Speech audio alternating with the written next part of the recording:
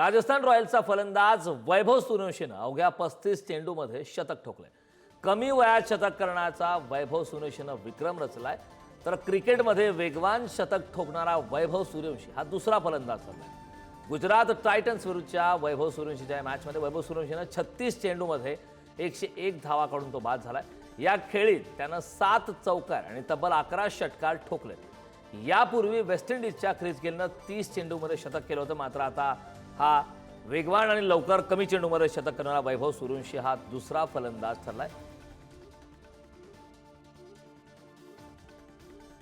या संदर्भात ताजी अपडेट देण्यासाठी आपले प्रतिनिधी सिद्धेश आपल्यासोबत जोडले। सिद्धेश, आपण पाहतोय अगदी कमी वयाचा केवळ 14 वर्षाचा वैभव सूर्यवंशी हा खेळाडू याने उत्तम अशी काल फलंदाजी केली।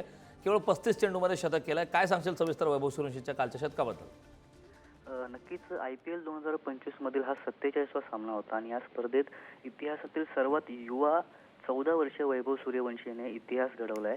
वैभवने सवाई मानसिंग स्टेडियमवर ही मॅच होती जयपूरमध्ये। त्याने गुजरात टायटन्स विरुद्ध या विजयी धावांचा पाठलाग करताना एक ऐतिहासिक शतक केलंय। वैभवने या शतकासह अनेक विक्रम रचलेत। वैभव इतिहासातील वेगवान शतक करणारा सर्वात युवा आणि पहिला भारतीय फलंदाज ठरला। नक्कीच तसेच वैभवने या शतकासह अनेक विक्रम केलेत। वैभवने 35 चेंडूत हे शतक केलं होतं। यासह युसूफ पठाणचाही रेकॉर्ड याने ब्रेक केलाय। युसूफ पठाण याने 37 चेंडूत शतक झळकावलं होतं 2010 मध्ये आणि त्याचबरोबर 2014 मध्ये ख्रिस गेलने सुद्धा 30 चेंडूमध्ये हे शतक झळकावलं होतं। त्यानुसार वैभव सूर्यवंशी हा जगातला म्हणजे IPL करिअर मधला जगातला दुसरा खेळाडू ठरलाय। त्याचबरोबर वैभवने राजस्थानच्या डावातील 5व्या ओव्हरमध्ये 6व्या आणि शेवटच्या बॉलवर जो 4 ठोकला। वैभवने यासह IPL कारकिर्दीतील पहिलं आणि ऐतिहासिक अर्धशतक सुद्धा पूर्ण केलं। वैभवने 17 चेंडूत हे अर्धशतक केलं होतं आणि या खेळीतील 48 धावा या फक्त 9 चेंडूत षटकार मारून त्याने आणल्या होत्या।